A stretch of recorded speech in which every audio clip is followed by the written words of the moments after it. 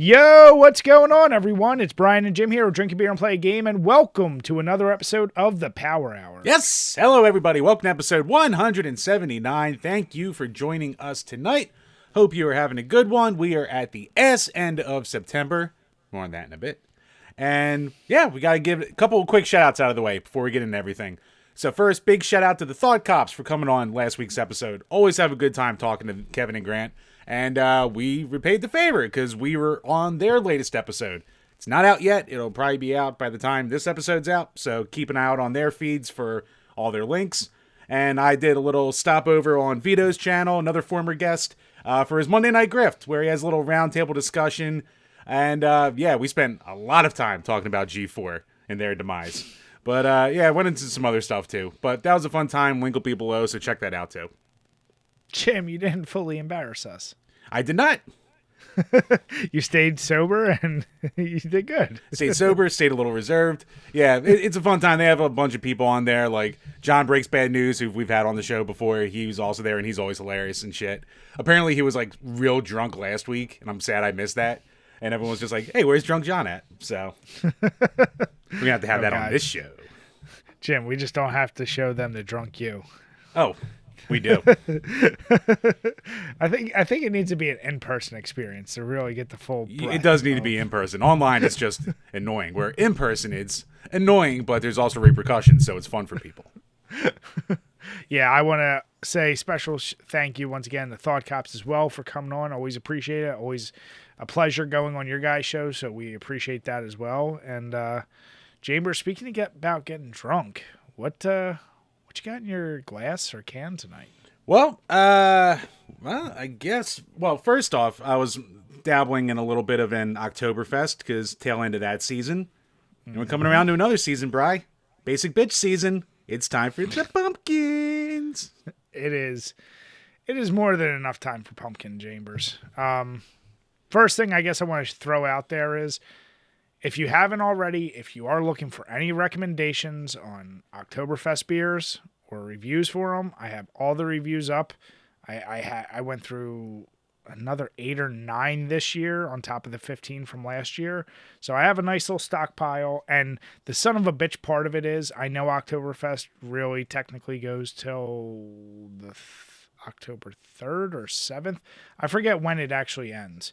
But I went in to start stocking up on my pumpkin beer, and I found a whole bunch of Oktoberfest that I never saw before. I was like, son of a bitch. I was like, I'm already over it. I got to stop. Right, so, stockpile, self-control. I had to implement it. But yeah, the Oktoberfest, I love that style, but I am glad to be moving on because that's literally all I've had for the past month. So yeah, it's nice to start with something else. And I also did a quick little 1-minute video, YouTube short, covering the 6 best Oktoberfest between the 2 years. So I'll update that list every year, and I might be doing it with these pumpkin ones. Yeah, for anyone out there on the YouTube end, you're probably noticing we're doing a lot more shorts, and that's because that's all YouTube wants from people anymore. So it is fascinating how much harder that algorithm gets pushed. Yeah. It is mind-numbing. Yeah. Not like they're doing insane, but for our standards, oh boy. I mean, considering the one video, I like the percentage. It's like 3,000% higher than I'm like, son of a bitch. Ah, that's depressing. Yeah, but it's, you know what it is? It is what it is. You know, we obviously are still keeping all of our regular content, but shorts are a much easier, digestible way for us to get stuff out there. And if it helps bring eyes to us, hey, we'll throw stuff out there. But speaking of bringing eyes to us, so for those of you following the page, you know in May, we've been running a contest for the past 2 years, the No IPA May. It's been a lot of fun. I'm shocked at how much, how many people actually join in on it, and how creative people get with the pictures. When we first started doing it, there was no thought as to who would actually join or whatever. I would say at first, the first year, it definitely skewed with a certain type of picture. And this year, I think we got a more interesting, creative look at a bunch of different styles. But one of the things Jim and I have always been saying for a while is that we like pumpkin beers. We know a lot of people shit on them. I don't know why, But we want to show support to pumpkin beers, and obviously October, when's a better time? Tossed around a few names, but this year it's show us your pumpkins. Wow, Bri, way to get away from that one type of picture we had before. Very subtle. Jim, you know what? I trust in anyone who wants to participate, and you know what? I have faith that we're going to see a lot of creativity, and I don't care whatever you want to submit. The point is, if you're drinking a pumpkin beer in October, just snap a picture of it, with it, however you want, and just hashtag show us your pumpkins. If you can, tag us as well. It'll be easier to find you. Just like No IPA May, we'll have a whole collection on our page on the site, on Instagram, on Twitter. We'll keep a thread going. At the end of the month, we'll choose a winner, maybe winners, and I have a few ideas for what the prize is, but if you won No IPA May, you already know what that was, so it would probably be something along the same lines. Yeah, imagine another nice little care package put together. Yeah, exactly. But with all of that being said, Chambers, so you're starting off with an Oktoberfest, so which one do you got? I still got some of the Cape May's Oktoberfest, so it's a solid Oktoberfest. I've had it on the show before, so... plowing through that, and then another one I've had before, the good old Harpoon Dunkin' Pumpkin for when I get to my pumpkin beer. Is that from last year? Well, I did have it last year, but this one was from like 6 months ago. I guess I had it back on clearance, so I picked it up. Where they had like another reissue of like the sampler set of all that. So what I'm trying to do is I actually still have some pumpkin beers from last year. I just never got around to, but I'm going to do the same thing I did with Oktoberfest, which is just drink fresher pumpkin, because I don't want like a can that's been sitting. You're not really supposed to age them or allow them, so even if they're in the fridge, because they lose their freshness and flavor. So I'm going to try to not use year-old pumpkin beers when I do my reviews this year. But that being said, my beer, I am switching now to pumpkins, and I'm going with the Omegang All Hallows Treat Imperial Chocolate Peanut Butter Stout. Wow. Coming in at 7.6%. Dude, how amazing is this can art? That is some badass art. Like Tales from the Crypt, EC Comics style. The lettering is done well. Like, this screams Halloween, and unfortunately there's like a glare, but dude, the can stood out so much. And Omegang always has great beer, but they usually don't go this crazy with their design. So I'm glad they did this time. Like, I didn't even recognize it was Omegang until I didn't care what it was. I was going to get it just for the can alone. So, yeah, even when I was paying for it, the lady at the register was like, wow, that's a really cool looking can. I was like, goddamn right it is. There you go. Ring me up. But yeah, no, this one is it's a thick boy. It's a darkie. And it's dark and it's strong and it's pumpkin season, Jim. There you go. Slainty. Jim, damn it. Jim, show us your pumpkins. No, you got to pay. Jim, is that a Patreon a dollar tier against the unedited version? Dollar of Jim tier? My pumpkins are worth more than a goddamn dollar, I'll have you know. No, you're not. If you were an OnlyFans, you'd get whatever the bare minimum is you have to charge. I think like 90% of the women on there like lie about being top 1 or top 10% on OnlyFans, and even my stats would be like, I couldn't even do it. I get a big old bullshit. Jim, would you be more disturbed or enjoyment if you actually did hit like a top 10% or something? I mean, depending on the pay. I don't have dignity anymore. But I do know what you're saying. I know we joked on it since like 2020, but like ever since that boom happened, I feel like anyone that writes that they do have an OnlyFans somehow is always in the top 5%. I'm like, man, that 5% must have a lot of people in it, because apparently everyone's in the top 5%. Yeah, I know. I'm calling some bullshit on that. It's all marketing. Yeah, exactly. Jim, we're in the top 1% for beer and game YouTubers, Patreon podcaster peoples. Yeah. In Philly. Yeah. In Philly, yeah. in this 5-mile radius. Exactly. So, Chambers, have you been able to do any gaming this past week? Yeah, yes, I have. You're going to be hearing this a lot over the next couple weeks. I've been playing SpiderMan, and I've been playing XCOM 2. So, okay. SpiderMan's a Patreon game. XCOM 2 was donated to the page, so we want to get them out of the goddamn way. As, Brian finishes up editing together a couple other Patreon reviews. So, yeah, I mean, SpiderMan, I'm having a lot of fun with it. I keep getting fucking distracted in that game. They throw so many goddamn side missions. Side missions, like, and you want to keep going after them. Yeah, because they're not that hard to do, and it doesn't take that long to get to any of them. And with like the spider sense, they're not hard to find either. And it's just like they're right there. How could I not do it? I should just do it while I'm here. And then I wind up doing like 1,000 different ones, and then you get to be like 10, 15 hours into the game, you're only like 30% done the campaign. You're like, what the fuck? I've done so much. Yep, and that's what I warned you. I said, even though I knew like you'd want to be going through it, it can get so distracting. And I had a mental, when the little meter would come up and say how far away a thing is, as long as it's under 1,000, I'd say, you know what, I'm going to it. I don't care. Like, especially because the swinging is so fun. And like once you learn it and like do all the little special moves, and if you unlock the ones that make you go even faster or do things faster, you're like, yeah, I'll just swing right over there. And then you get fast travel, but then you never fucking use it because one, the swinging's fun, and two, you just start doing tricks the entire time to build up more for easy XP. So you're just going in there spinning and moonsaulting all over the goddamn place. Fuck. By the end of the game, I'd say once I hit like 60 or 70% of the story, that's when I started using fast travel. Just because by that point I probably cleared like all everything. The side. Yeah, I was like, okay, I think I've done, like there might have been like one or two. But then that's also the thing is the challenges, they're smart about it because there's not like an ass ton and they segment it by the sections. So it's like, oh, there's only 10 of these things I got to do in this section. Well, I'm already at 6, so I might as well just bang it out. Right. So yeah, it's good at pulling you in for sure. Yep. And then fucking XCOM. Like, it's a difficult son of a bitch. It's a tough boy. It's good. Don't get me wrong. It's good. And I really like the whole invasion story angle that they have going on with everything.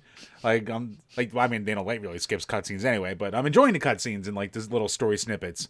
But God fucking damn it. Turn one wrong corner. Oops. Dude. Character dead. Character your strongest guy dead, gets critically hit by some cock.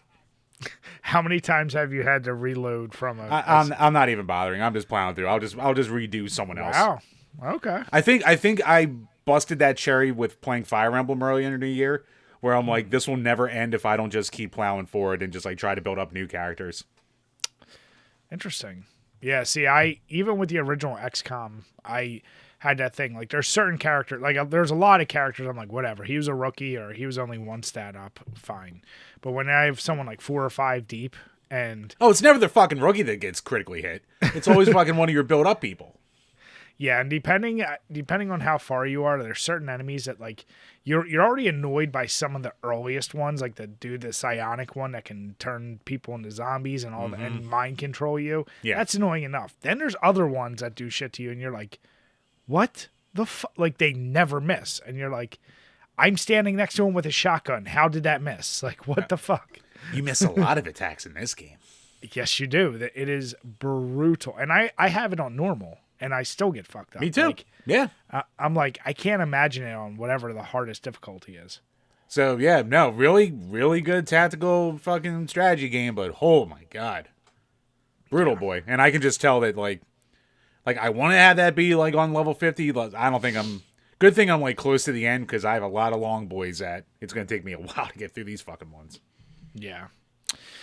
Yeah, I did a little more Legend of Ocarina of Time, Legend of Zelda, and it's fun. It's fine. I don't.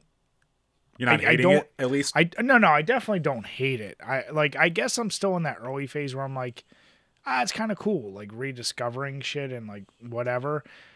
I can tell that it really does hold the game is really easy and it does hold your hand with a lot of stuff, but there is some things I find just a little bit tedious and other things I go, okay, they really want to explore these goddamn C controls with this game.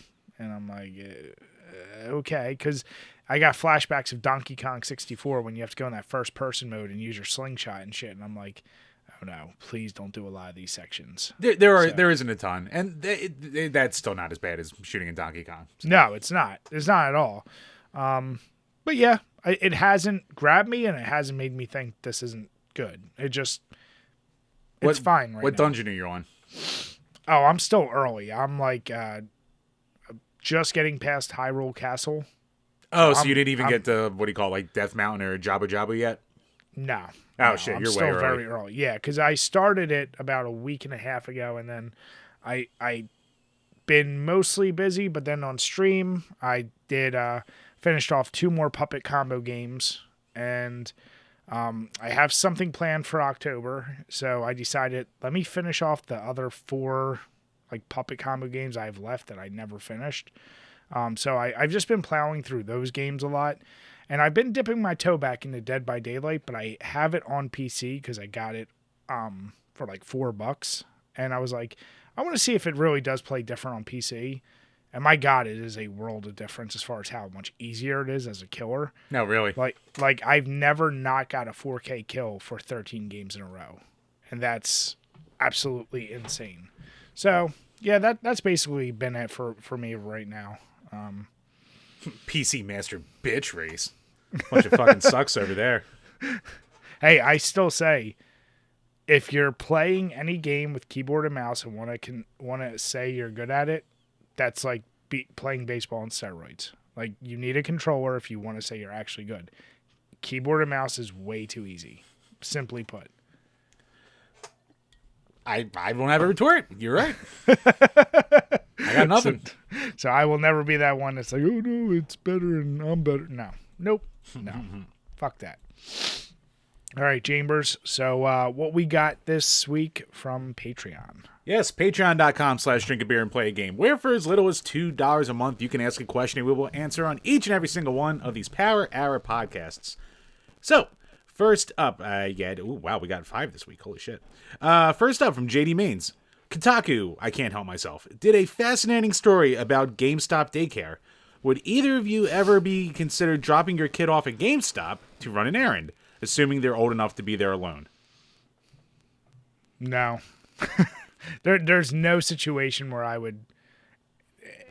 Because it's only going to be in a mall or a strip mall. And where am I going that I would need to drop off a kid? Plus, it's fucking GameStop. And I don't want to be that parent that, like, parent loses kid at GameStop. It's like, well, who the fuck would do that? So there's that optic of it, too. So... Yeah, and I don't want my kid coming out covered in price reduction stickers. So, yeah, no. I mean, like you said, like, 1, where am I going to go? And 2, it's like, well, if I have, like, a daycare, I'm already having my kid probably in daycare at that point anyway. Or I'm taking him with me. Or the only time a daycare makes sense at GameStop is if they were doing it for employees. But that would assume you have thousands or hundreds of employees, and we know that's not the case. So I want to know what game store... I've been in a few pretty decent-sized ones. Like, the one at Oxford Valley Mall is actually a pretty big GameStop. Yeah, it's a big one. Or even the ones like that we've gone to for whatever.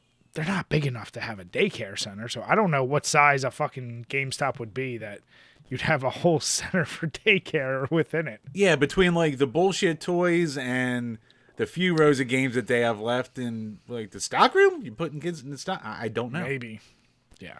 So, and yeah. Not to say anything, but the workers I've seen at most GameStops, I'm not letting them near my kids. Unattended. Wow. Jim, we've both seen the same people.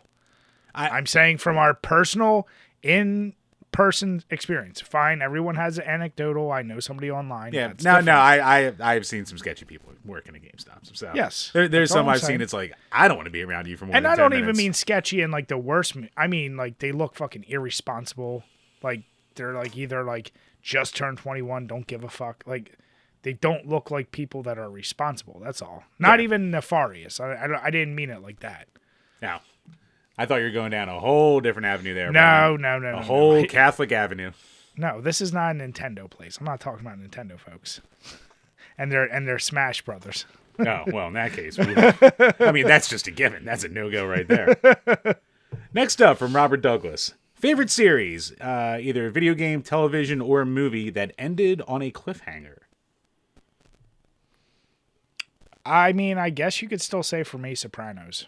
It ended with the blackout scene. Everyone had theories. Were Tony and them killed? I don't know. That, to me, was a cliffhanger. No, that's probably the best answer. Yeah. I'm actually fucking struggling. What movie...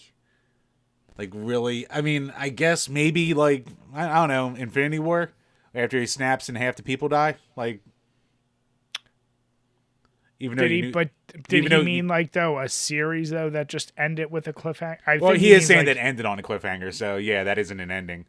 Well, I mean, video game, television, or movie. So, I'm trying to think if a video game ever ended on a cliffhanger. I'm sure there's probably something super obvious that I'm not thinking of. Yeah, I'm trying to think of that. I mean, movies. I mean, TV shows. Oh, the original Mortal Kombat when Shao Kahn comes out and they all get in their fighting stance. It's like, Damn oh boy! it, but then we got the second movie. And then we got the third movie. Well, hey, Jim, the reboot did have a poster for Johnny Cage. You're like, what's going to happen? Oh my god! Jim, didn't... I'm trying to think for you. What other fucking television series ended on a cliffhanger? Oh, see, I mean, I know you watch Breaking Bad. To me, that wasn't a cliffhanger. That wasn't a cliffhanger. Sons of Anarchy wasn't a cliffhanger. Nope. And I know you don't watch a ton of TV series. Yeah, TV's tough, especially for like more drama-related ones. It's a good question. Yeah, Sopranos is my easy answer. That's the only show I've ever watched where I went, the fuck happens now? And didn't get anything out of it. And I'm sure some games, I almost guarantee some games I've played have like pulled the Sopranos at the end, with like the character turning around at the end and being like, oh, and then like maybe it failed or some shit, and then you never had a resolution, so that is the ending. But I can't think of anything right now. Fuck. Are you kind of shocked more games don't give cliffhanger endings? Kinda, yeah. Like, especially in today's day and world, especially I would expect it from PlayStation games, which are very, like, cinematic and whatnot. Like, especially if it's, like, a game that they think is going to do well and could have a cliffhanger to lead you on to be like, oh, I can't wait to see a second. Like, I don't know. Like, I'm sure, once again, Jim and I might be missing a very obvious one, but, yeah. Yeah, no, I am bamboozled. I am stumpified. That's a great question, though. I want to think about that. Like, I would love to make almost a list of, like, what games have ever, if a game has ever truly left you, like, maybe one of the Halo games, like, leaves you in a spot or something. Yeah. I don't know. Help us out there, people. Give us your suggestions. Mm-hmm. I smell a short. Question. Yep. Oh, my laundry list of shorts, Jim. I saw the file. I filled out a couple for you. All right, next up from Gamer Astral. Favorite games to play during the spooky season. That should be the spoopy season, Astral. Damn it, Jim. I mean, my go-to is always going to be Castlevania and Resident Evil. That's my easy ones. But I am also a big mark for if any game has a seasonal like thing, like Call of Duty sometimes has like a Halloween event, or Overwatch or other games, I'm a sucker for anything. Because since Jim and I grew up in the age of TV shows with Halloween specials, and that's what I would look forward to the most. Home Improvement, The Simpsons, Roseanne, like all those shows had some of the best Halloween like episodes. I'm the same way for video games. You throw in a Halloween season mode, I'm all in. Yeah, no, me too. Like I always like, and actually anymore, I always plop in one of the Splatterhouses at least once during the course of the Halloween season. Yeah. So, what's your first one? I doubt you go to the 360 one. No, it's normally the Turbo one, like Splatterhouse 1. Not 2 or 3? I like 2. You know what? I really should put more time into 2. So maybe I'll start doing 2 more just to like maybe actually like beat it. Yeah. 3, I still don't like 3 that much. Like I like 3, but like it's too much of a pain in the ass. Like I don't want to have to memorize exactly what to do to beat a Splatterhouse. Just let me kill monsters. Let me have fun. But that's your go-to, Splatterhouse? Yeah, Splatterhouse has turned into a go-to lately. So besides that, like I might pop in around, like I'll throw in a Castlevania too, shit like that. I was gonna say, I know you're not big on. How do I say it? Like, I feel like you're not a seasonal guy by default. Like you don't really like. Oh, I need to now start watching horror movies or something like. Yeah, you don't get in those kind of moods, do you? Nah, I don't really care.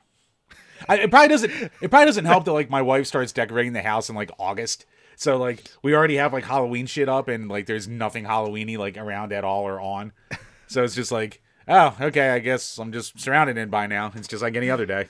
Jim, you're just such a defeated man. That answer, nah, I don't care. I don't care. Christmas time comes, he's like, don't show me a movie. I don't care. Nah, you know, like I'm a sucker for Christmas movies. You know what? Fucking to get to your point, I have fallen into an old man trap of just once Christmas music starts up that season, everyone else in the world is just like, oh God, fuck Christmas music. I have B101 on for like a month and a half straight. Yeah. It's just the same songs over and over on repeat. It's a tradition now, starting Thanksgiving Day, especially if we're at home cooking dinner. Monica puts on B101. It's Christmas music. That's when I'll willingly. What I won't do is I won't enjoy it if it's October, which I've already experienced, and stores that already are stocking for Christmas have Christmas music on. That is so ridiculous. Oh, I have not heard Christmas music yet. I've seen a shitload of stuff, decorations for weeks now, and this is September 27th. It's so friggin' insane. And yeah, I was thinking about this driving today. Is there any holiday more kind of just shoved to the side than Thanksgiving when it comes to decorations? What decorations? There are no decorations. Well, that's my point. Any decorations for that are racist now, so you can't even fucking do them. We can have a little pilgrim, a little cute little Indian, huh? Or you just have like a cornucopia, or you have turkeys, or you have appropriation canceled. You can't. I know, but it is funny. Like that's just I remember being a kid and there being a distinct like Halloween's done. There's some little, like, even if it's like fall festive, like leaves and whatever. But maybe we should make our like own tradition for Thanksgiving. Like start going to an Indian casino or something like that. Give back. Jim, I don't think you're supposed to say Indian anymore. Well, good night, everybody. No, but yeah, I'm with you 100%. When it's Christmas time, you fucking watch Christmas movies, you listen to the music, and you be jolly. Don't be that asshole that's anti-Christmas. Unless you're... yeah. Unless you don't celebrate it, then whatever. I get it. But if you are someone who celebrates it, you can't be bitchy about it. I don't like that. Yeah, I agree. Next up, from Burn Retinas. For your movie reviews, are there any films that are just absolutely off limits, even if someone bribes you? Well, I mean, if they bribe me, then no. Nothing's off limits with bribery. No, I mean... I'm a desperate whore.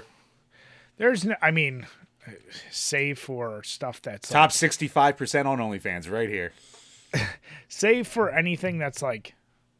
Obviously, we want to do porn or... Well, we can't. We could talk about it. Well, that's what I mean, in theory, anyway. We could, yeah. But I'm just saying, like, yeah, like I wouldn't do stuff like that. I don't know. Unless someone pays $10 a month on Patreon, then we have to. I've seen I feel like I've seen some pretty bad movies. Now I know there's probably worse movies, but after seeing Human Centipede 2, I don't know. And I've seen that so many times. I could watch that again easily. I mean, no. I'm saying I like love after that seeing fucking that, movie. I don't want to jinx myself. I don't you know what? what Human Centipede 3 is rough to sit through. That's a rough watch. Because it's not even entertaining. That's the problem with that movie. It's entertaining for all the wrong reasons. But it's just so stupid. But it's one you have to watch like 5 times before you can like turn off your brain and enjoy this stupid, even though it's so over the top stupid and just like yeah. It's like first one was a legit horror movie. Second one was still horror, but it was like a parody almost, and the third one is just well. I mean, the third one is the parody, but like that's just so. But no, there's not really a off limits movie. No. Like I'm trying to think like. No. Yeah, I'd watch pretty much anything. And any of those movies that people say, oh, I can never watch that again, I probably haven't watched anyway. So, I mean, there's definitely kid checkers. We've talked about movies where I know I've seen once and I don't like Requiem for a Dream or Kids. I don't ever need to see them again. I saw them once. That's not a movie I'll ever be like, you know what? I'm in the mood to watch these. Like. It gave me a visceral reaction, and I was like, okay. What, the light, friendly romp Requiem for a Dream, Brian? You don't want to watch that again? I don't need to see either of those again. But if it was a request, I'd be like, whatever. Like, yeah. But there's plenty of movies like that where I'm like, I never need to watch that again. You know what? I don't need to watch The Fucking Room ever again. One and done right here. Oh, God. You know what? That is the answer. We won't do repeats of movies we've already reviewed. There we go. So you bastards, don't you dare try to like be like The Room again. Hey, no. Go fuck yourself. That's what I said. Good question. Yep, no, very good question. And last up from Phony Montana. If a venture capitalist decided one day to give you a $25,000 angel investment to grow your channel, what kind of major changes would you make to expand? What the fuck is an angel investment? I'm not sure. Okay. I'll have to look up that basically, term. Looking. They're giving us $25K to expand. I mean, it would all basically. It is an individual who provides capital for a business or a business startup, usually in exchange for a convertible debt or ownership equity. All right, so they basically have ownership over what we do, kind of. Some portion of ownership. So we'd give them a percentage of what.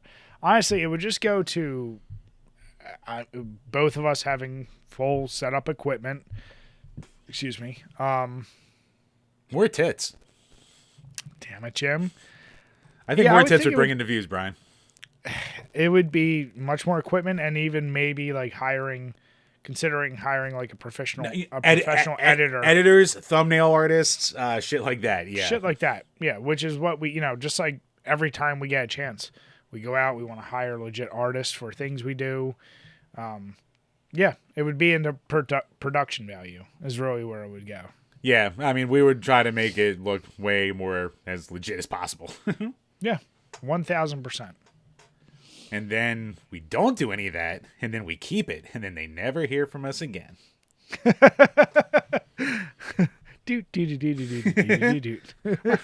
This show looks worse than ever. What the fuck happened? But yeah, that wraps up the questions for tonight. So once again, thank you to everyone for all the support. Head on over to Patreon. Check out all the tiers for our bonus content, our bonus episodes. We're going to be doing our next bonus podcast next week. We'll record that.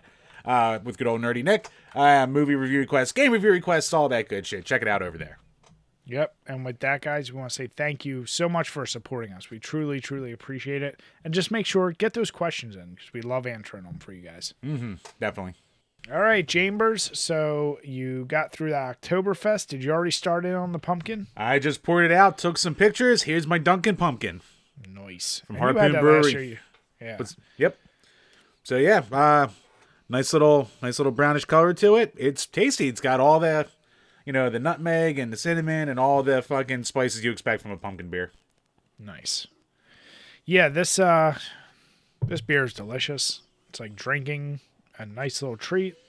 How do you feel? I know you like pumpkin beers, but how do you feel about? Well, actually, you know what?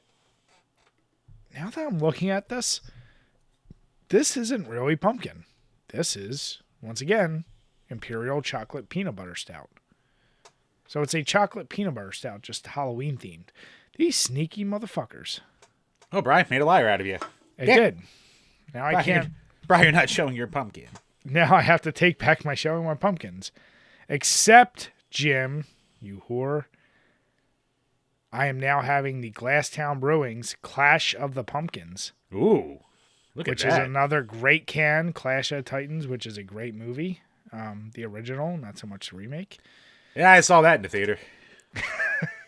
Jim, is it because you were sold by the Coheed and Cambria? Or no, the used Bird and the Worm song they used for the trailer? I remember nothing of it. I don't remember the song. I barely remember. I remember the fucking... I can't even remember the big fucking sea monster thing he fights. Kraken? Kraken, that's it. Yeah. Yep. Movie fucking sucked. Like, what was with that era of movies like that, Beowulf, like, bringing back, like, all those, like, older stories and shit like that, but just like, 3D the fuck out of it. It'll be good, and then it's not good. And then fucking early 2010s sucked. It was that age of, like, you go back to the first example of CG I can remember distinctively is Spawn. And, like, how the Violator looked and Mobog and, like, that was terrible CG. That's like oh, I would have gone T-1000. I meant bad CG. Oh, okay. Fair. Yeah, like the T-1000 CG, that was well done. I think that even still holds up to a degree today. Oh, yeah. I'm saying, like, when I saw Spawn, even as a kid, I was like, that looks bad. And I know there was much earlier ones. But yeah, the 2010s were like this weird in-between where they were really trying to push it to, like, it almost looks realistic. Like, Beowulf was that weird example. It's like the whole movie is animation, but it wasn't quite quite there yet. Yeah, it wasn't like as like bad or creepy as like Polar Express was. Oh, but I it's was just still- gonna say that. Oh, Yeah. that fucking and my son loves that movie, and I watch it, and that uncanny valley with that movie is so bad. It's So has it beaten you into submission yet? Where you're just like, I can sit through it, or you're oh, still I just definitely sit through it. Yeah. You know, I get in the mood for hot chocolate every time they do that goddamn song.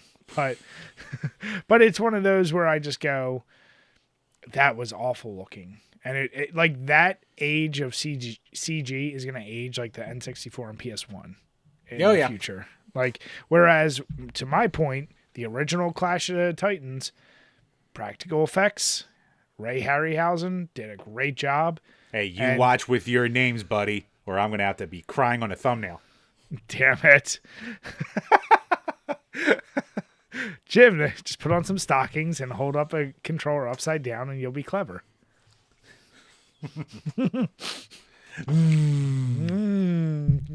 Moving on. But yeah. Ooh, I don't know if I like this one. Wow, that stopped you in your tracks. I just took a sip. It like almost. I don't want to say it has like a sour taste. It has a much more of a bite than I would expect from a pumpkin beer. Right, it's like there's a clash in your mouth right now. Kind of tastes like it.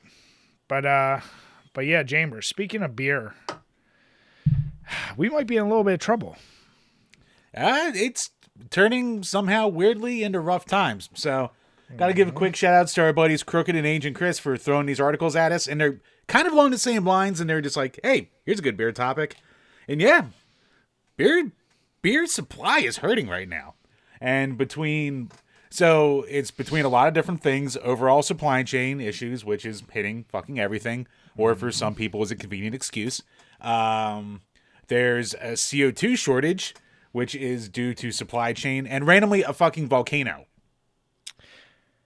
Jim, I've never claimed to be a super brilliant person. Yes, you have many times. Well, in your company, it's easy. Walked right into that one. Let's go. Keep going. What is interesting is about the volcano one, where they basically are saying the issue is that they were tapping into the carbon dioxide supply over this volcano, and there was like a safety issue or a health issue. I didn't realize that was our major supply of CO2. I had no idea. I learned something today. That's what I mean. Like, I was kind of like, we don't just make it? Like, I didn't realize you had to tap. Like, I know you can tap into that shit, but I didn't think that was a major supplier for CO2 for beverages and shit. It's probably the cheapest way to do it, so that's why they do it. Yeah.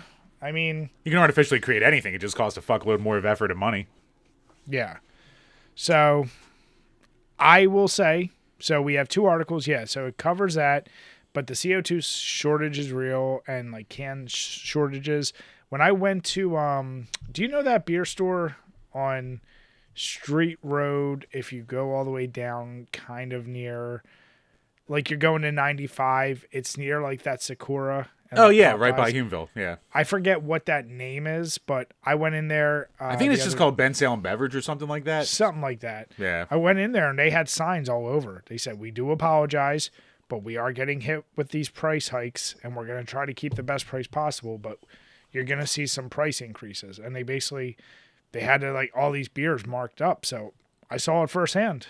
Like, yeah, at an average, your 4 or 6 pack was up by $2 or $3. Yeah, and these articles are saying that just like beer prices in general are rising up 5% this year. So, yeah, it's not as bad as food, which is fucking, God knows, a $70 grocery store trip's now $200. So that's fucking delightful. But yeah, I mean, yeah, between aluminum shortages and everything like that, like fucking canned beer, CO2, the industry's in rough shape with a lot of stuff.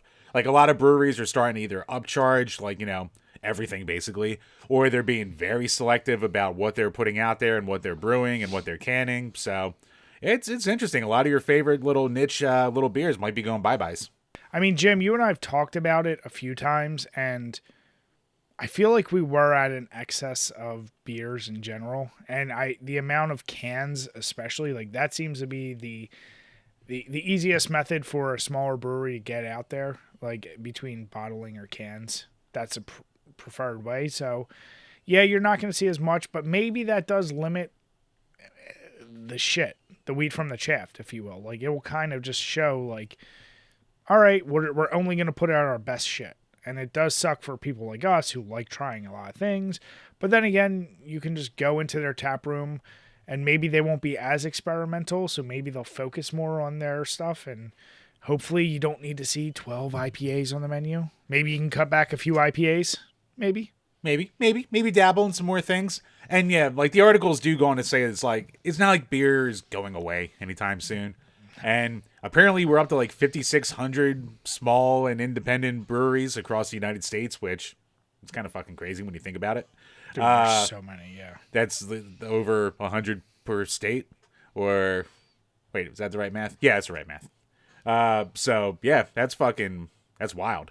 So, I mean, eventually shit's going to happen. And they're saying everyone's selling as much beer as they ever have. They're just not making the profits.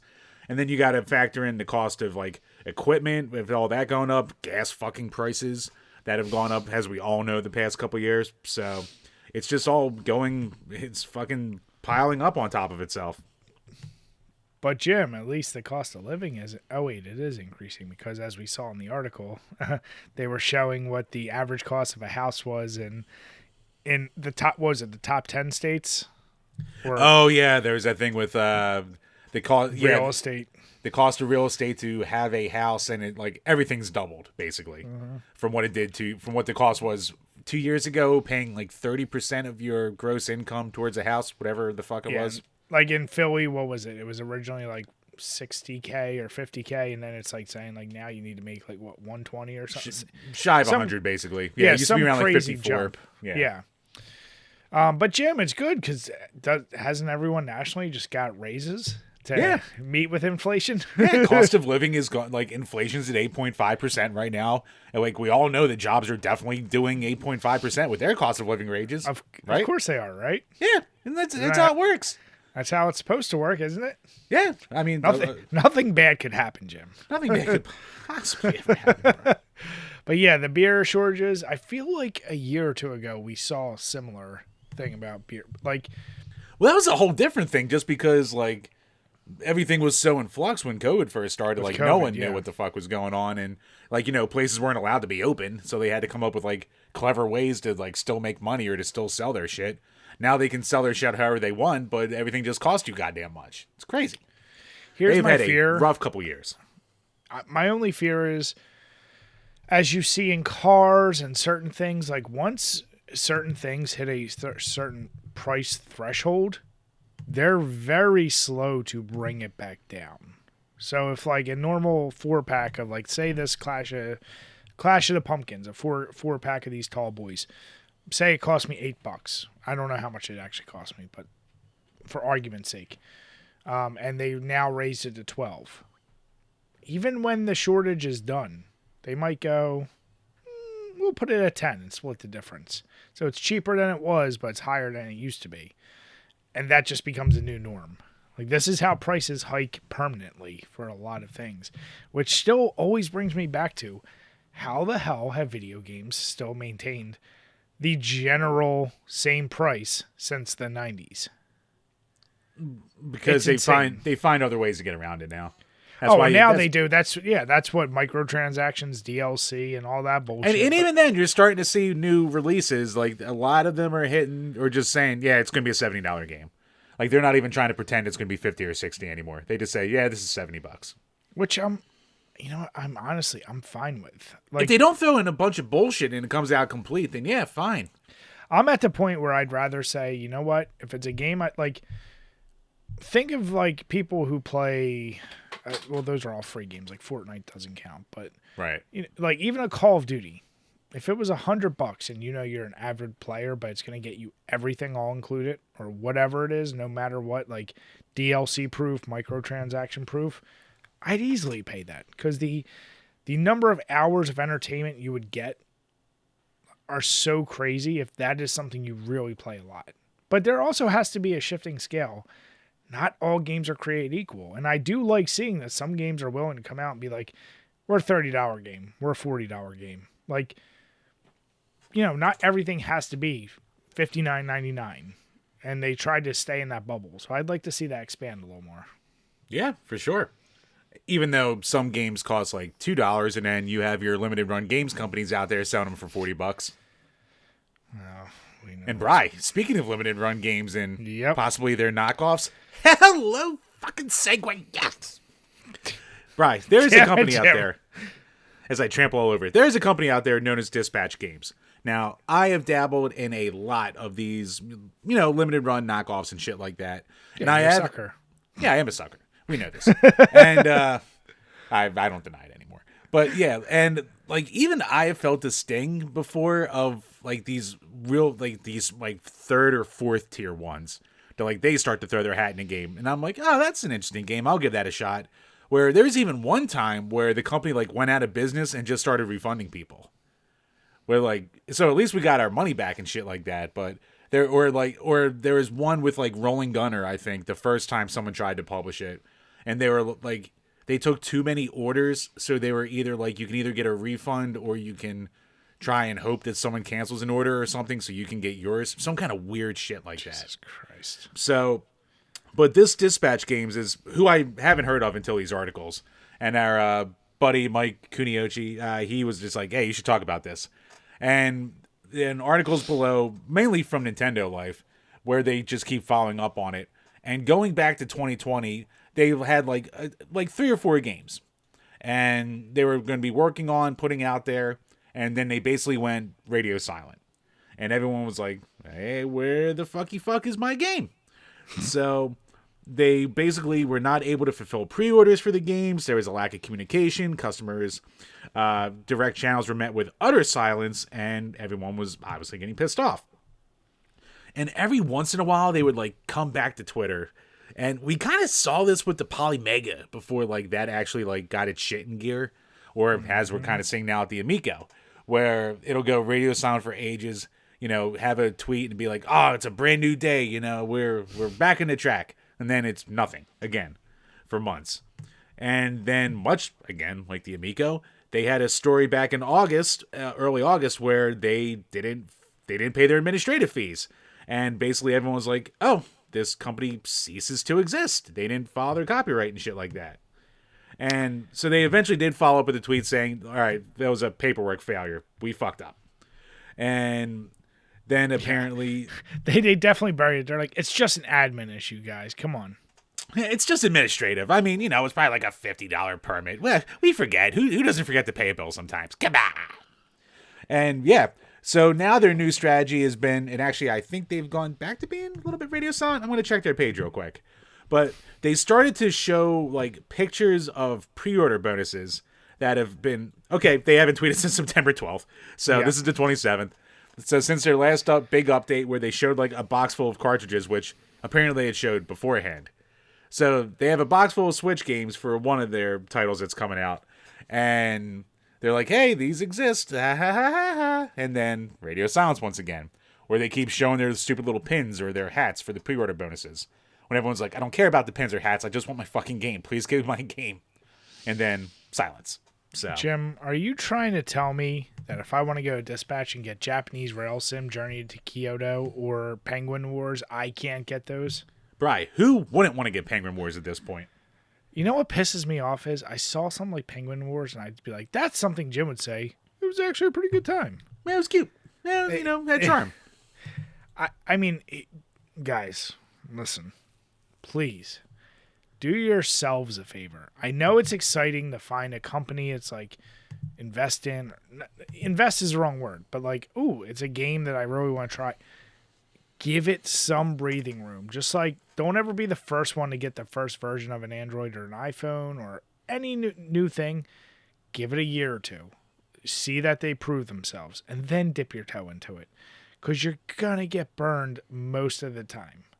These companies, with limited run, I mean, saying you get burned is not the right term because you technically do eventually get it. Yeah, you always get your product. You just have to, at this point, wait a couple years.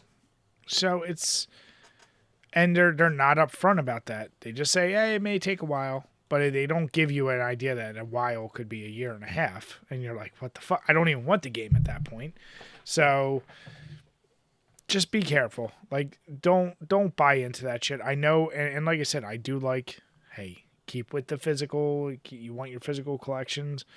Some things you don't need physically, like Penguin Wars. I'm sorry, you don't need a physical copy of that game. But Bri, Nope, you don't. can you even call it living without a physical copy of Penguin Wars? That's all I'm asking. If it's out there, and I know it's out there, how can I live with myself if I don't have Penguin Wars, Brian? It's so. I don't even know what to say. I'm just. Yeah, another one of these companies. What this opened my eyes to is how many of these freaking companies are out there doing these random ass games that nobody asked for, yet are disappointing a lot more people. And how many people that are complaining about them or chiming in never intended to order or will ever order from them too. I'm sure there's a good bunch, but I think when it comes to like a 5th tier, limited run knockoff like this, I think the only people who really care or have even heard of it are people who and they're going after all these fucking niche games. Like, it's niche Japanese games. There's a couple like shmups in there. So any of these companies are smart to have some kind of shooter, because to shooter fans, they go for their shooters no matter what. Jim knows. What's that? I said, you know that. Shmup Sims. Yeah, I'm slightly in that thing. I'm not guilty. Don't you dare say slightly. If you look at your level 50 club, I'd be amazed if Still there wasn't at bitching least... about Mushihime-sama. No, I wouldn't be surprised if there's not at least 15 shoot 'em ups on your list. No, I think I only have like 4. Like, I'm not good at the genre. Oh, I know that, but you don't stop talking about it. Because they're fun. I enjoy playing them. It's a good time. God damn it, Jim. I don't have to sit through fucking 15,000 goddamn hours of fucking story. Well, listen, I mean, these little companies, they're bound to disappoint you, honestly. Unless you, like Jim said, if that's the thing you're super into and you're really diehard, I hope you get it. But we've seen it. It's just like all the backed gaming companies or startups or Kickstarters or whatever that have failed. Oh, yeah. You now know, history will tell you, there's a very, very, very minute chance that shit's going to succeed. Same with these. So just be careful. Yep. Watch yourself out there, folks. And honestly, with these kind of companies, if it's not limited run or strictly limited at this point, I wouldn't take the risk. But Jim, these are small companies. You get used to seeing small companies. It's larger risks, more chance of failure. But then you sometimes see a big company make really dumb decisions that can really upset a player base. Oh, Bri, if there is someone who is good at upsetting their player base these days, that would be the one and only Activision Blizzard. So for those of you who don't know... You know what, fuck it, I'm dropping in an update because we had some more stuff today that came out. Yeah, but... It went out as long ago as 13 days. We have PCGamer.com, but you've probably seen it at this point many places. The shit show that's going on with Overwatch 2 and all the changes. I'll just call them cumulative. The big ones I've noticed are that, one, you got heroes being locked behind their battle pass, and 2, which people just love. Well, they love that, and we'll talk about that in a second. But so that's one issue. The other issue is that once Overwatch 2 goes live, you will no longer be able to play Overwatch 1 at all. So there's that issue, and there's the issue that if you are new, if you have Overwatch 1, a lot of the concerns of these things we're talking about tend to go away. But if you're new and you buy Overwatch 2 for the first time and don't have Overwatch 1, the original heroes from Overwatch 1 are behind this.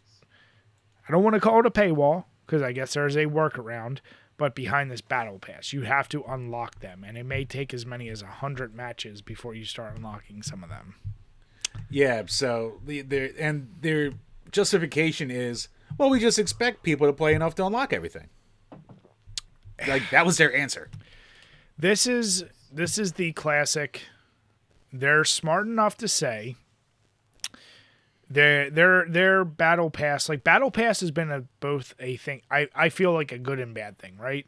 Where if you have a diehard gamer who's already into a game and playing enough, yeah, you're gonna earn everything, no doubt. Like when we were diehard in Call of Duty, like I could unlock a lot of shit because we were playing it every night. But even us who played it a lot, it took a lot of effort, and sometimes I barely scrape by getting to the final thing. And that's a problem. If I was putting as much time as I did and I couldn't get there, there's no hope for a casual gamer. And this is their way of saying, we don't really care about you casual gamers. This is for hardcores. Or you know what? You pay $10 for the battle pass and you unlock pretty much everything. Yep. And yeah, so back in Overwatch 1, all the heroes were just available. Mm-hmm. And like I've said before, I've never played Overwatch. You played it for a little bit. So people are worried about like basically the metagame and like how it's all rock, paper, scissors with the different classes and shit like that and how your matchups are. So now, you know, what's going to be the metagame for one person is going to be completely broken when someone unlocks, you know, someone else after putting 1 billion hours in there. We're just fucking paying to win, basically. Yeah, Overwatch is one of the weirder examples of the classes are... Now, you can still do generic like support, assault, tank. Like, yes, they are broken down into those, so in theory. But as even the article points out, like, there are some characters within it that, yeah, it might still be a general like assault, but there's something special about it that you need another character to counter. So to Jim's point, if some of these heroes are being unlocked because you just paid for it or whatever, maybe you don't want to pay for it and you do want to grind. But if somebody on day one just wants to pay more money, then they're going to have an advantage. One way or another, they're going to have an advantage because you might not know how to play against that person yet because you haven't experienced it. Like, there's so much that gets put into that idea where it's a son of a bitch thing because on one hand, they're like, it's still technically free. You just have to play a lot. And the expectation is like, not everyone's going to do that. You know that. Yeah. So basically, Blizzard says that they want players to have more freedom, quote unquote, in the hero that they're choosing. Because this guy Keller said, you know, basically Cassidy versus Tracer. Cassidy should always win unless someone playing Tracer is insane. So they don't want to have the thing where it's like, all right, you have to immediately swap because you're just outclassed. But then everyone's, you know, kind of worried too that it's like, oh, well then you're homogenizing the game because every character you're kind of building it to be able to play against every other character. Yeah. And it's like, where is that, you know, like the uniqueness of the characters is what set Overwatch apart in a lot of ways when it came out. 1,000%. And that's what I was saying. Like, Call of Duty's, Battlefields, Halos, your character ultimately didn't even matter. Even when Call of Duty and, what was it, Black Ops 3, was it when you had the special abilities? Or was one of them. Yeah, I forget. But, like, there, it didn't matter because it was a one-off, so it's not like you needed someone to counter it. Like, no game epitomized specialty classes except for, like, MOBAs. That's the only other genre where I think like a specialty class matters as much as it does. Maybe Team Fortress 2. Yeah, but then again with that, it's just limited to the same 10 characters. Yeah. But like this game, there's so many characters, and yeah, like I said, if you try to just then make all the tanks kind of the same and all the assaults the same and all the support the same, then it's like, really, what's the point? Because that is what people buy into is like, oh shit, they got whoever. I need this person to now counter it.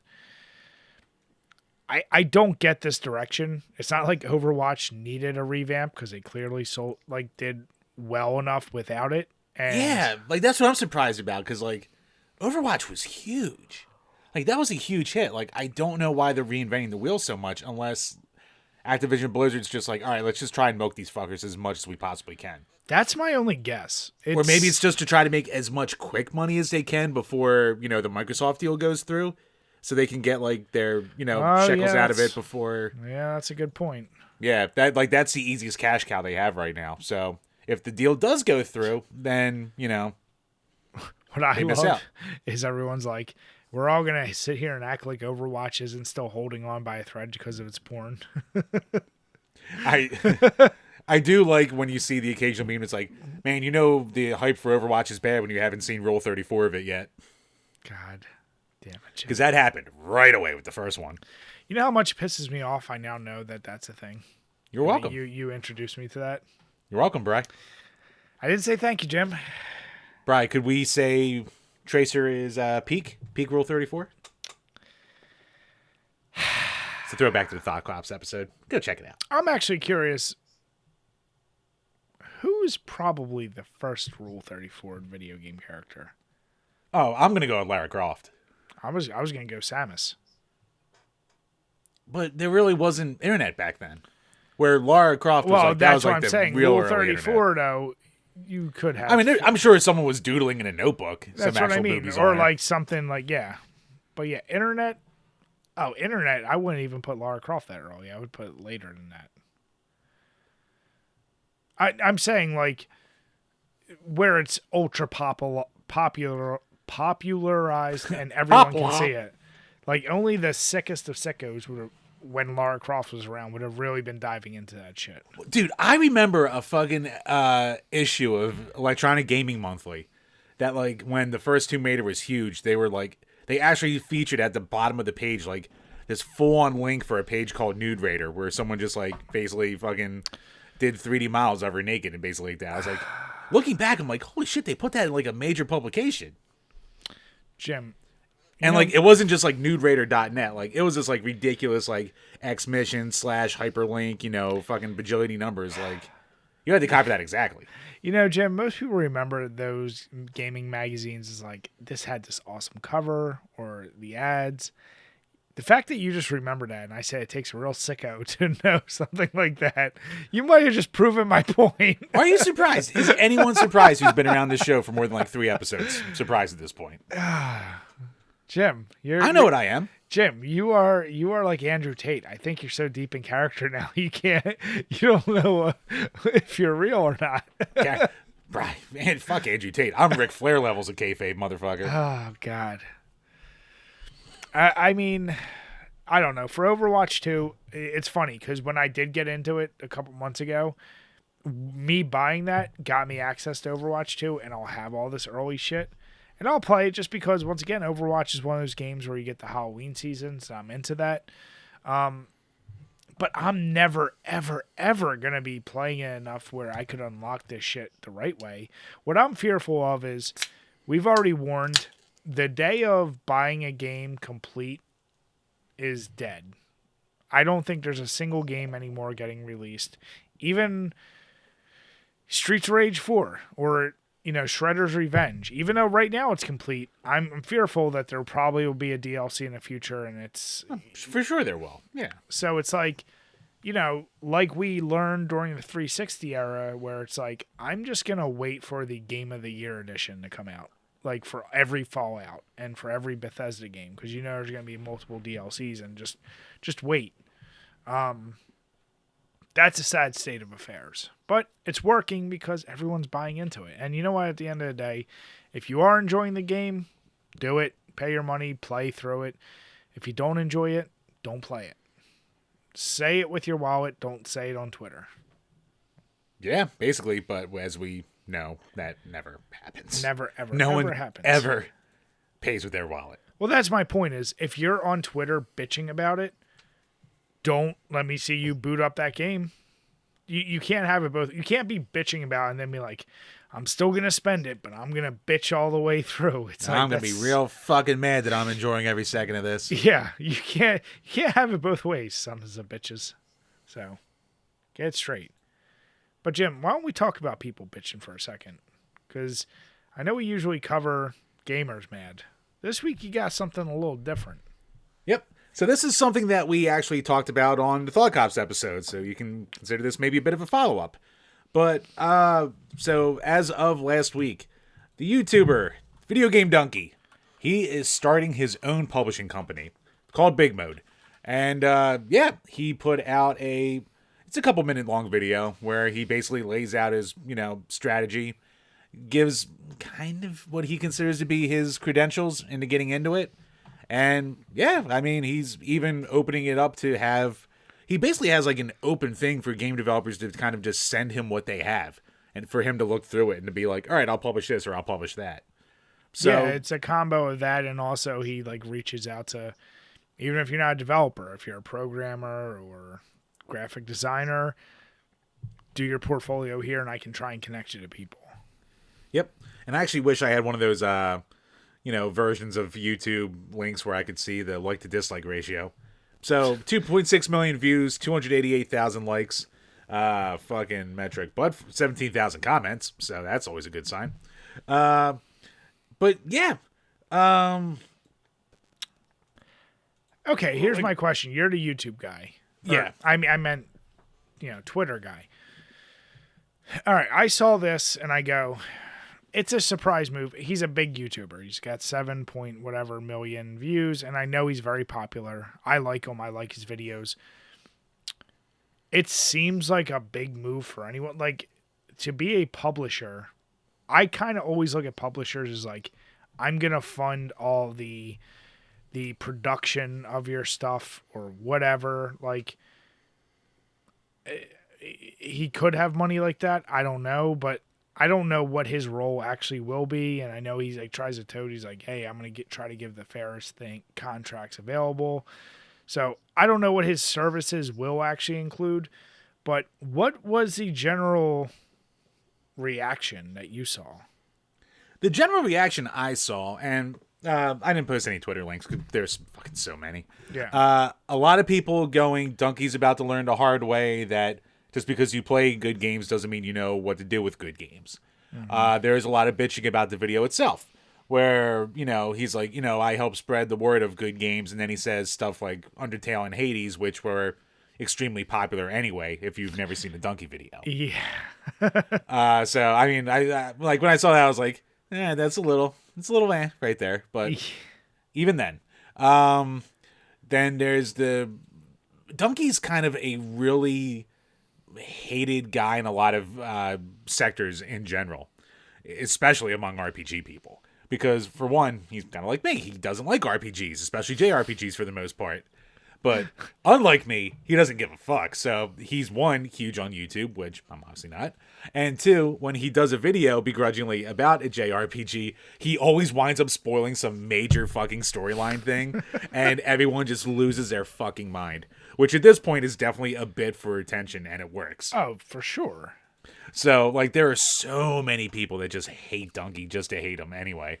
So, I mean, if I had 90% of anime Twitter hating me, I'd think I was doing something right. But, yeah, so, yeah, there's a lot of people who are pissed at him for being overly confident. There's a lot of people who are just pissed at him to be pissed at him. There's a lot of people who are, like, game developers and publishers who are just like, what's this clown trying to do, kind of thing like that. When really, I just think it's a lot of unfounded hate just because, like, there's only one person with anything to lose in this, and it's Dunkey. So, like, why would you give a fuck if he, like, fucking... What if he does bottom out? Maybe he will. Maybe this doesn't do anything. It's just gonna be bad for him. What do you care? That's what I'm curious... Like, why would somebody be...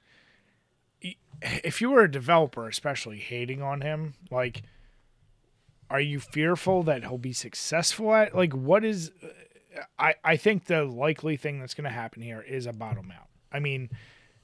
I feel like we see this with people like, I can make a movie, or I could, Tommy Talrico, I can create a game system, and like, there's good intentions, and there's like this inflated sense of, I know about games because I've played them and critiqued them for 11 years, which right. We know is not this, like, Jim, you've eaten lots of food in your life. Could you all of a sudden say, I'm going to open a restaurant because I've eaten food? No.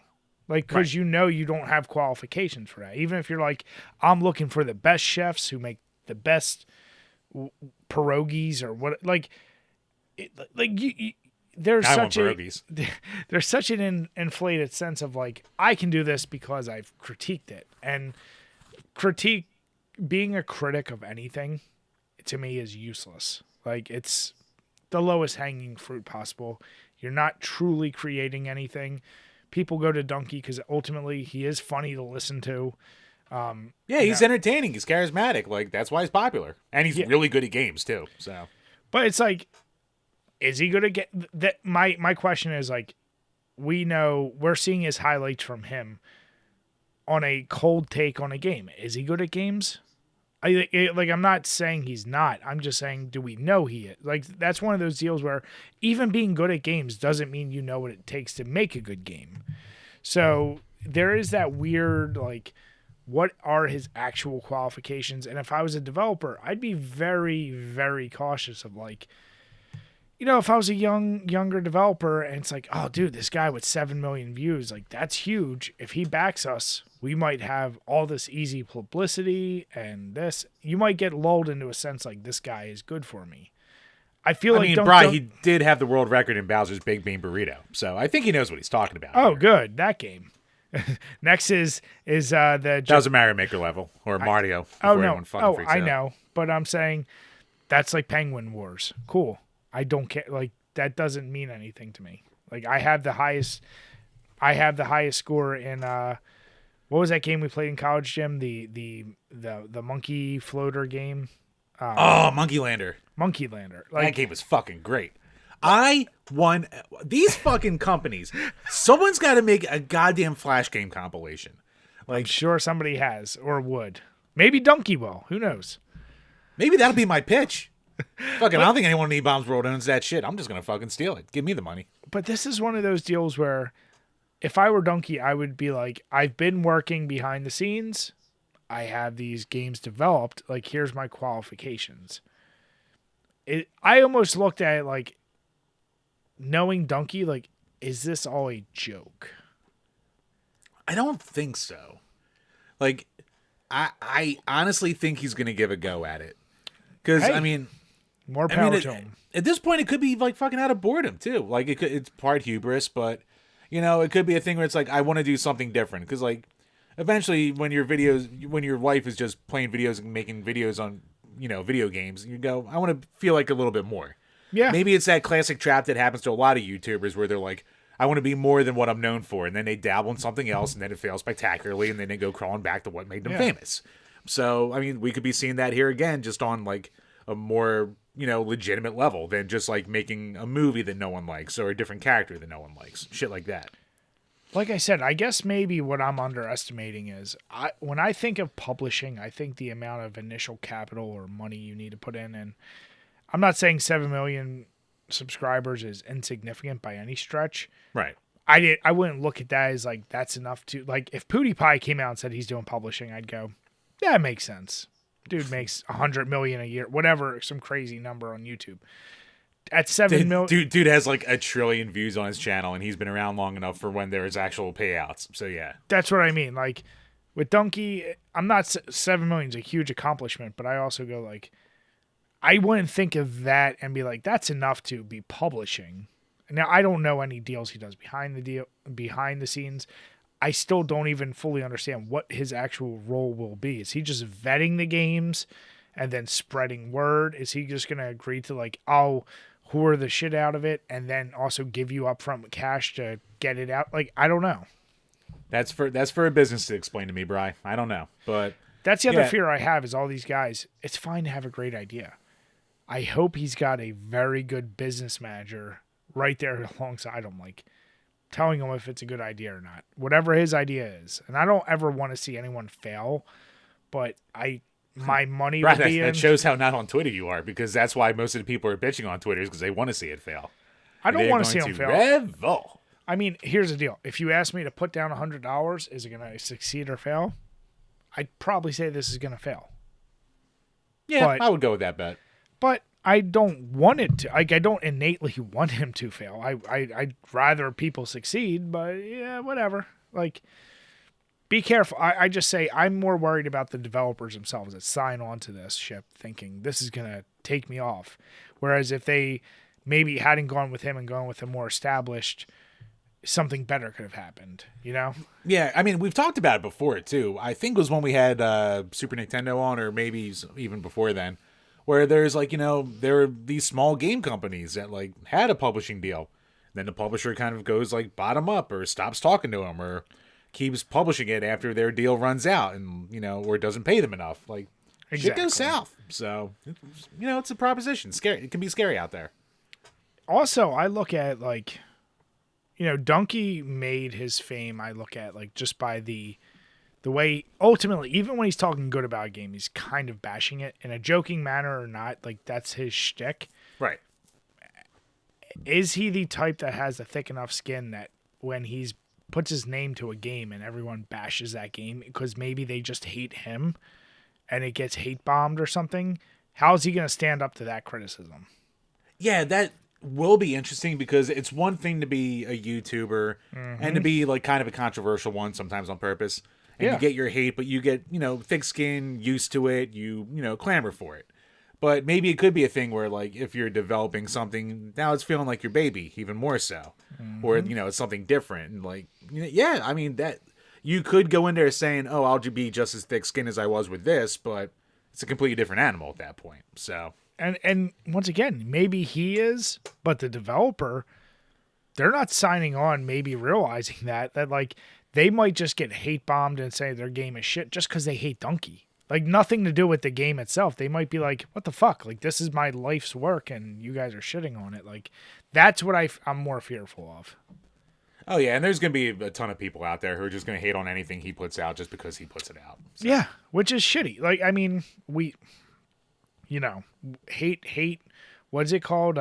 Is it called hate bombing? Like, yeah, every time a movie comes out or a show, and they're like, oh. Review bombing. Review bombing. Like, that's what I'm fearful. If you're seeing a reaction like this to just this announcement, then people, regardless of quality of game, they'll stick to their guns and be like, we need to hate on it. Nah. Oh, yeah.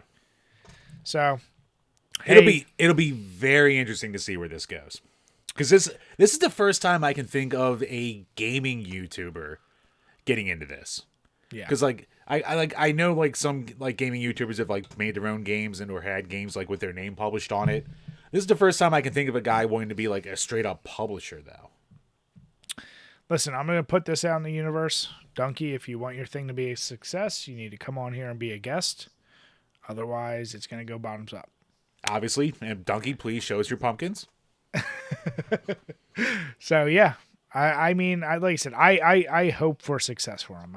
People that want to see people fail, whatever. I don't get that. But I'm not the Twitter guy, so it's a blessing for you. So much rage on that platform. So much rage.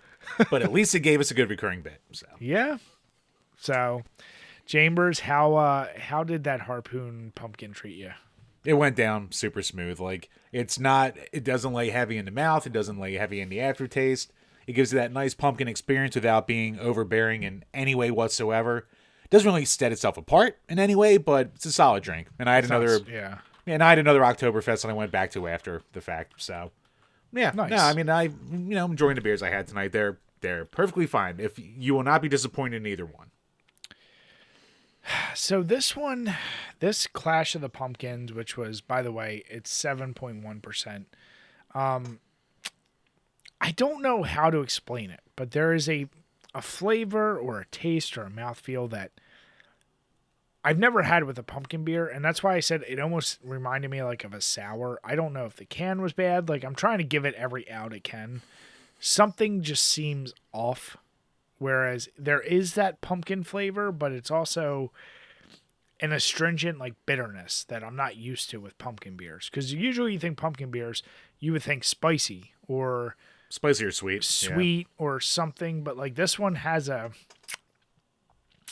like, I don't know, like there's something off that I'm not crazy about it. That's all. Maybe it's their gimmick. Maybe it's what they're going for. Could be. It is Glasstown, New Jersey, which I don't know where Glasstown is. I know Glassboro, but I don't know Glasstown. Yeah, Glasstown. I am not familiar with Glasstown, New Jersey. Yeah, but yeah. Either way, started pumpkin season. My first beer was a farce. It was still the best, awesome can. Maybe I'll make a short on Halloween beers that aren't pumpkin. Yeah. There's an idea. Yeah. So with that, everyone, we want to say thank you so much for listening. If you're watching us on YouTube, please make sure you hit the notification, hit that subscribe if you haven't already.